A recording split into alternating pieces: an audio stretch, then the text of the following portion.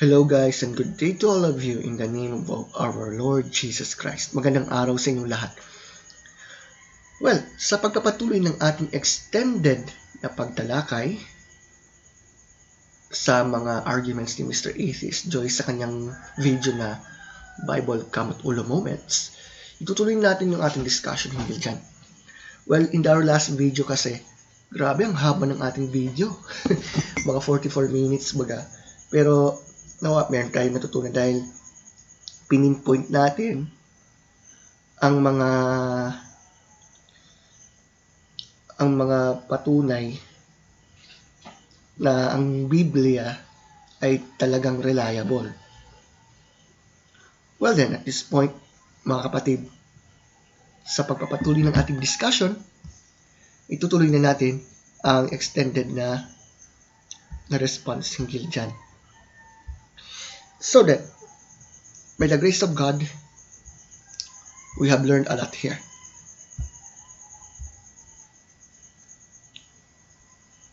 Okay, so by this, let's continue here. 1, 2, 3, go. Kung usapang yan ay may kinalaman na, for example, apocryphal writings, Gnostic Gospels, and then when he said, yung kamusta naman yung so-called holy books, ganito. Guys, if we will put the Bible and other so-called holy books to the test, ang Biblia, I will assure you, kung titingnan natin, kung titingnan natin at imbestigahan natin mula bibliographical test, internal evidence, external evidence, at iba pang mga katibayan, for example, eyewitness accounts, at iba pa, it only points out that the Bible stands firm. Kung naalala niyo yung ating discussion last time sa video na ito, at ganoon din sa mga video natin where we discussed the reliability of the Bible, talagang makakastand firm talaga yan. Bakit? Ikumpara mo nga halimbawa yung Bible sa Quran, for example na lang. Madalas, sinasabi ng ating mga Muslim friends na ang Quran daw ay salita ng Diyos. Bakit? Kasi, sabi lang ng Quran. Pero, kung sisiyasating mabuti yung historical accounts, archaeological findings at iba pa, masasabing bagsak ang Quran doon sa test na yan. Bagsak sa bibliographical test, bagsak sa internal evidence, bagsak din sa external evidence para sa Quran. At saka bukod dyan, meron din yung tungkol sa mga holes sa narrative. Mukhang na-quote ko ulit si Mr. yung sinabi ni Mr. Yasser Cardi dyan. But anyway, kung ikukumpara natin kasi ito sa Biblia, talagang makatatayang matatag ang Biblia. Ngayon, tuloy natin. Against to those so-called holy books. And by the way, I've watched this once at meron siyang pinupunto tungkol sa kung may Moses ba? Mayroon bang historical Moses or something? I just said earlier, kung titingnan natin kung sino po ang nagsasabi na ang Old Testament ay inspired by God at ito'y sinulat ni Moses, guess what? Who spoke those? Sino ba ang nag-affirm? I guess you know what the answer was. It is Jesus who affirmed it. Okay, mayroon akong ihabol. Mayroong isang, I don't think, an atheist troll na nagsabi na wala ka namang natibag na argument, puro ka Bible verses, ganito, ganyan. Well, ano yung presentation na inailatag natin? Hindi lamang puro Bible verses lang inalalatag lang natin dito. Meron tayong mga evidence, may kinalaman dyan. Meron tayong mga external, internal evidence na nagpapatunay sa reliability ng Scripture. Ngayon, if Jesus is God and whatever He said is true, kung anong sinabi niya about sa Old Testament, ito'y totoo. Well, Lord willing, we'll go on to discuss this, right? But anyway, let's go to the old me while mentioning the affirmation of the Lord Jesus in the inspiration of the Old Testament. Let's go. Sabi niya sa Luke chapter 24 verse 44, although, okay, sige, ayaw niyang meron tayong may latag na Bible passage, but since he demanded the historicity of Moses or anything na Lord willing may discuss natin, but since our time is fleeting, we'll go on to this one. Now, si Jesus po ito, he said to them, "These are my words which I spoke to you while I was still with you, that all things which are written about me in the law of Moses, the prophets, the Psalms must be fulfilled." It sounds like the whole scriptures talk about Jesus Christ. And since he affirmed the inspiration of the Old Testament scriptures, if Jesus is God and whatever he says is true, hindi ba makapagtitiwala tayo sa kung ano yung kanyang sinasabi as affirmation that the Hebrew Bible or the Old Testament scriptures is inspired by God. Concerning to the so-called Gnostic Gospels, okay, Clue 101. Ang mga Gnostic writings ay hindi na isulat ng mga original disciples ni Christ. They were written after the age of witnesses. Kumbaga, itong mga sulatin nito ay naisulat on 2nd century, 3rd century onwards. Although mayroong mga pangalan ng mga Bible characters like Peter or John or even Mary Magdalene, hindi po ito kanila.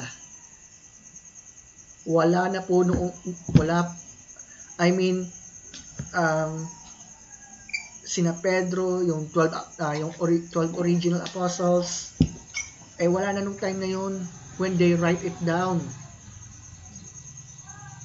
When those Gnostics write it down, and now you're arguing on it? What's the point here? Bakit ko na-mention dati yung tungkol sa Gnostic Gospels? Kasi alam nyo, madalas sa mga skeptics, they will go on to use that argument para sabihin, bakit hindi naturingan na inspired yan? Bakit hindi nasama yun sa biblical canon? One reason here is, syempre naman, masyadong late, hindi ito naisulat sa panahon ng mga apostol ni Kristo. Kumbaga yung mga name nila, like yung kay Pedro, kay Felipe, o kahit pa nga kay Maria Magdalena, na i-attribute sa kanila, pero hindi silang nagsulat. Kaya nga, hindi totoo yung sinasabi na, hindi, pinipili lang, ganito. Ang totoo niyan, there is reason kung bakit hindi tinanggap yung mga ganung akda bilang kasama sa kanon ng Biblia. Kasi una sa lahat, kontra ito sa teaching ng mga apostol. Pangalawa, hindi ito naisulat sa panahon ng mga eyewitnesses. Doon pa lang sa dalawang yun, makikita natin na there is something wrong doon sa mga so-called lost gospels, like yung sinasabing Gospel of Thomas daw, Gospel of Judas, whatever it was, right? Now, let's continue.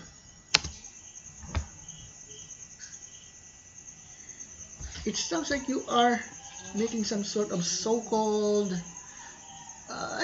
kasi ganito, yung sinasabi mo na kamot ulo moment na yan about the canonicity of the 66 books of the Bible.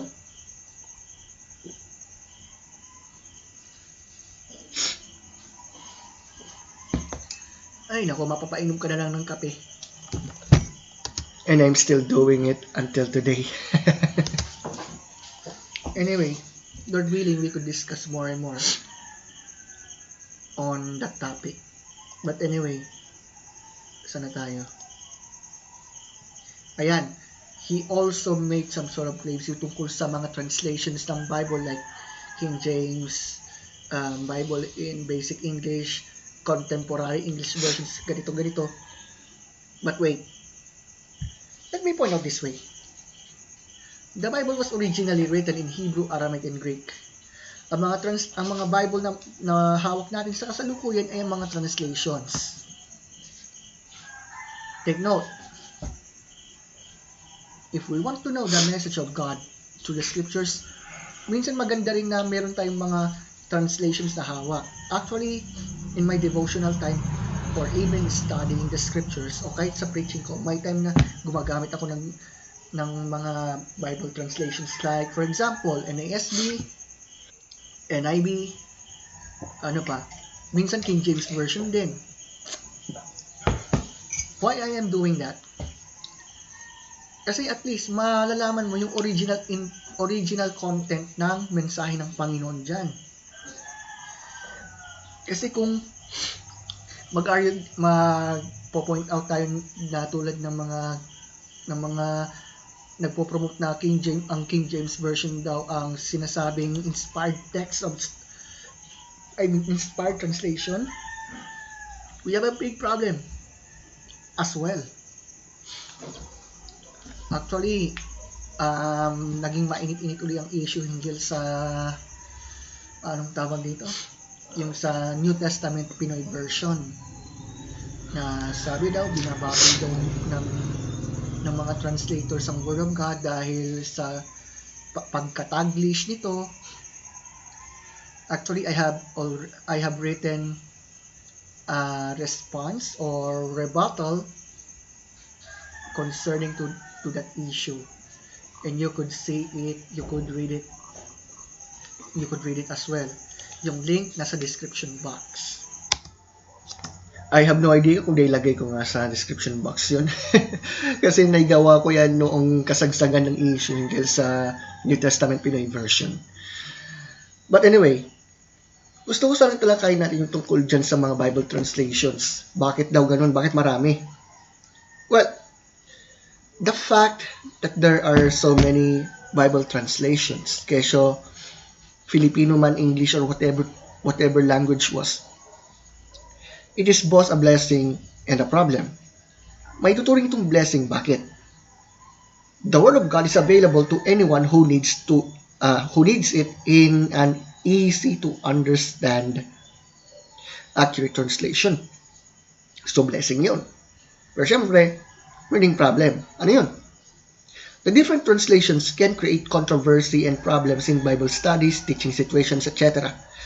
So, yung mga difference between sa mga translation na yan, minsan pa nga, naging dahilan pa para magkaroon ng division sa church. So, nabanggit ko kanina yung mga nasa panig ng KJV onlyism na group, di ba? So, yung isa sa mga example. Ngayon, nasa sa atin na, sa mga Christians na nakikinig sa atin, it's up to us if we could use that. No? Pero wag nating gawing advocacy na, ang KJV, ang inspired translation. Walang ganun. Okay, it's probably wise to have access to at least 2 or 3 of the major translations like King James Version, New International Version, New American Standard Bible, New King James, English Standard Version, New Living Translation for comparison's sake.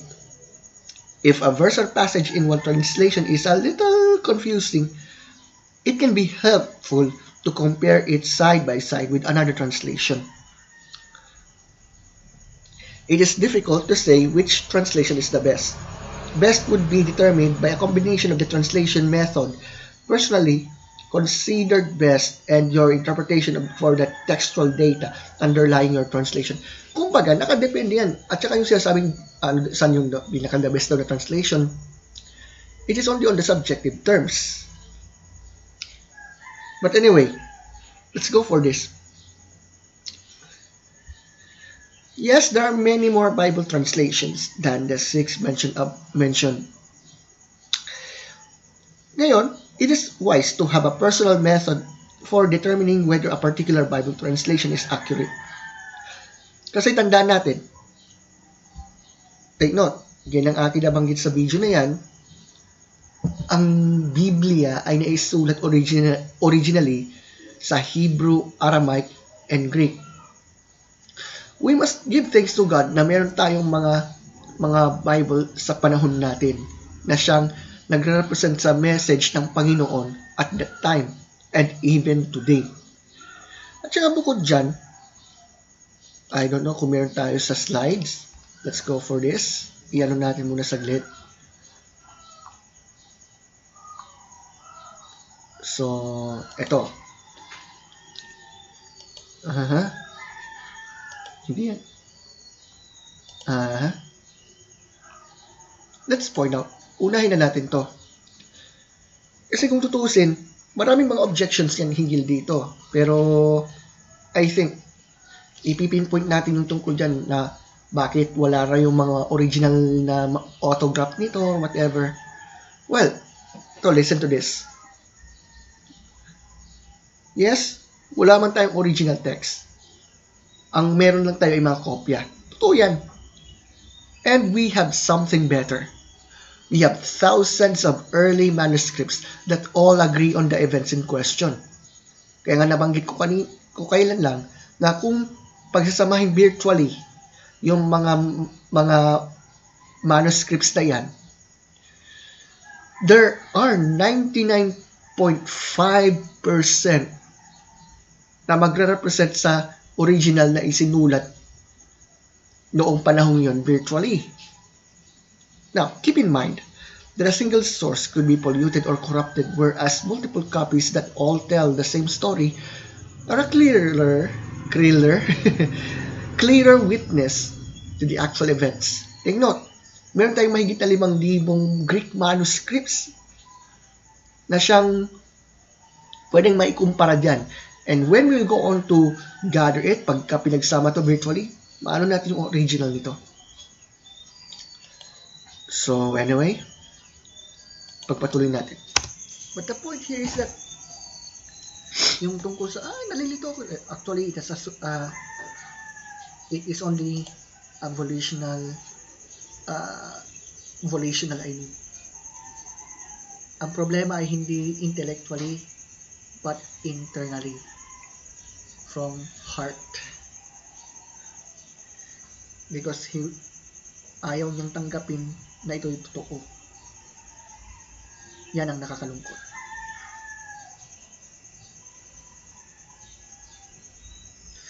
Well,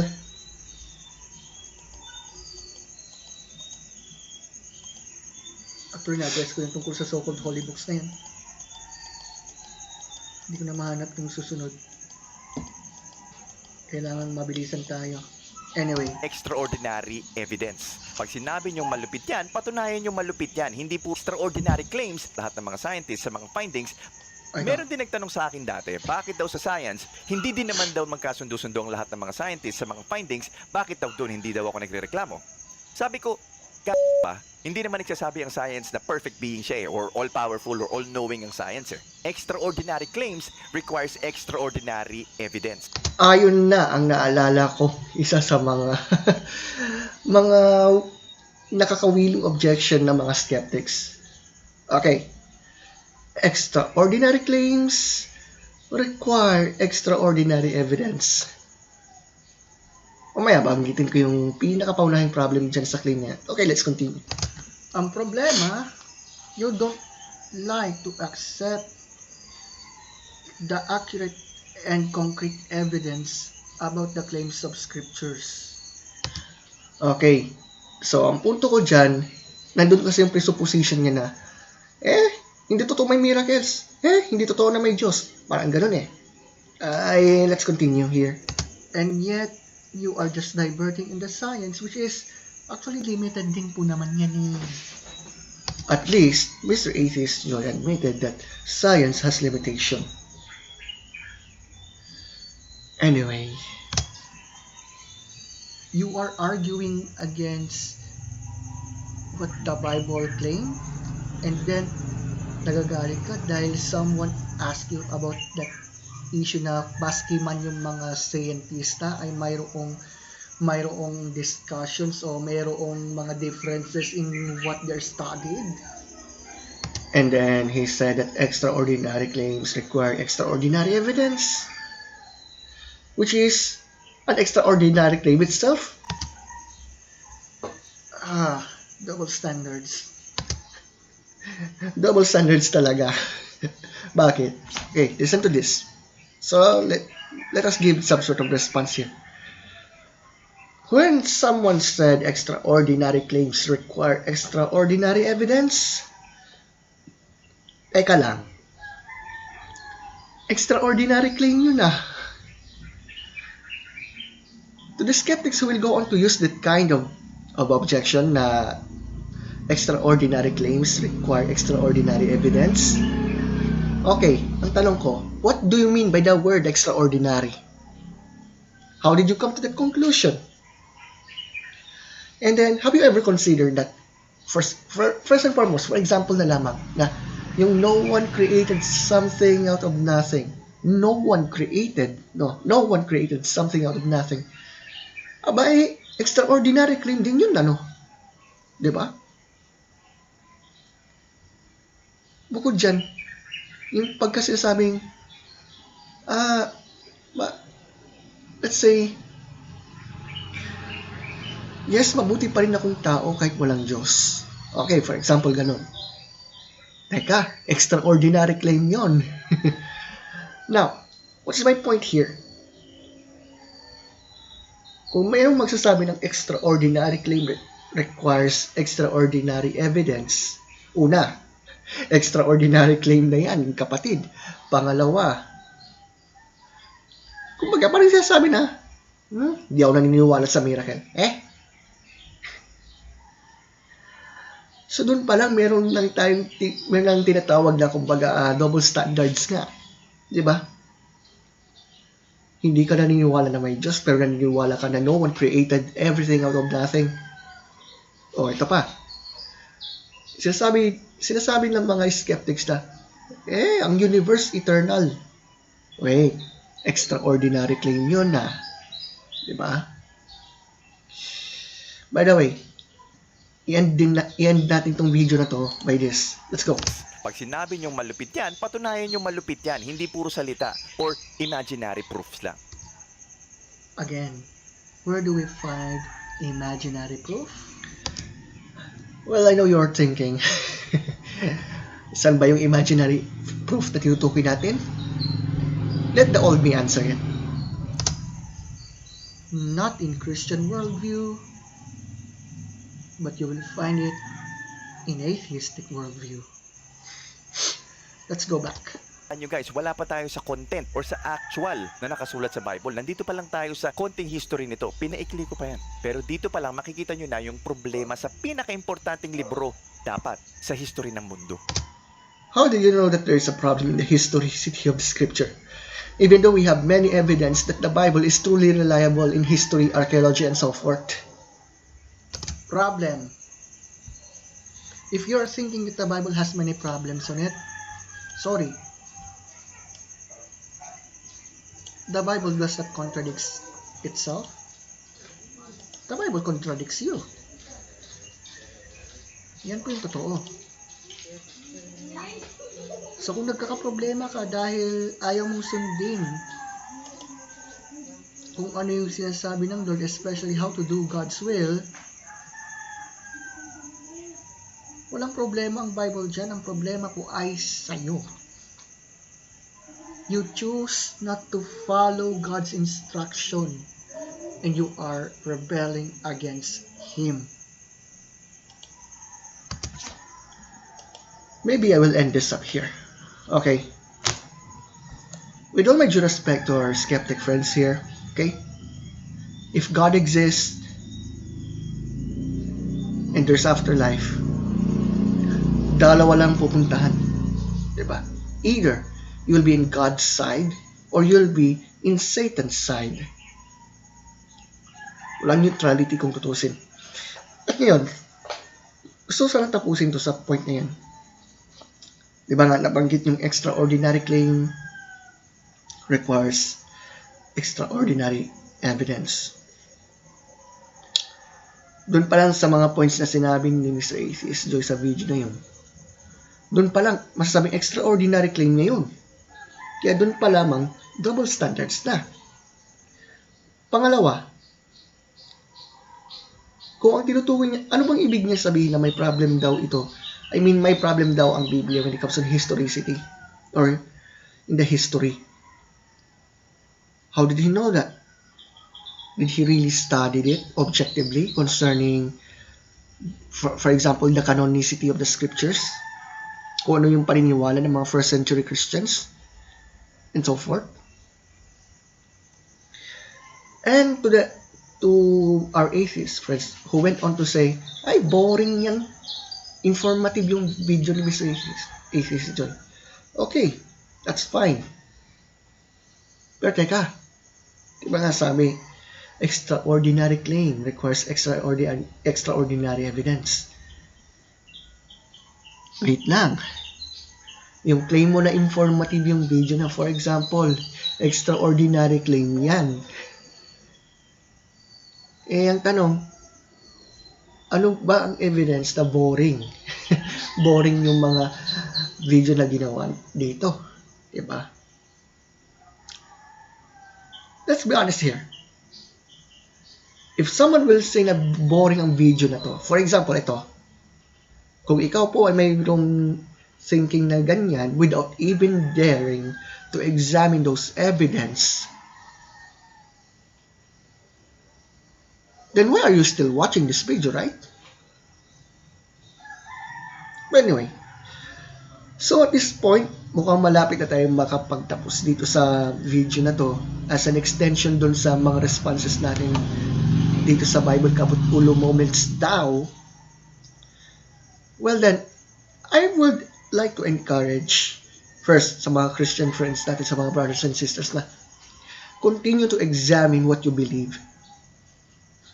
Examine nyo yung mga evidence dyan. Ang Christianity, maraming ebidensya na nagpapatunay na totoo yan. Kasama na yung existence ng Diyos, kasama na yung reliability ng Biblia, kasama na rito yung patotoo hinggil sa muling pagkabuhay ng Panginoong Jesus. We have many evidence on that. Pero ito yung importanteng tanong. Okay, we have the evidence that God exists. Ang tanong, are we ready to follow Jesus? Gusto kong i-quote yung mismong sermon ko last time bilang ending o pagtatapos sa video na to. And please bear with me for this dahil maganda na kapag-isipan ito ng bawat isa. So, let me point out this way. We already know that God exists. We already know that Jesus rose from the dead. Here's the question. Are we following Him? Are we willing to submit to Him? Are we willing to accept Him as our Lord and Savior? Okay. Ito yung iiwan kong mga tanong sa inyo yan. So, at this point, hanggang dito na lamang ating discussion for this video. At maraming salamat sa mga nakikinig dito. So, God bless you guys. Have a great day. Jesus is Lord.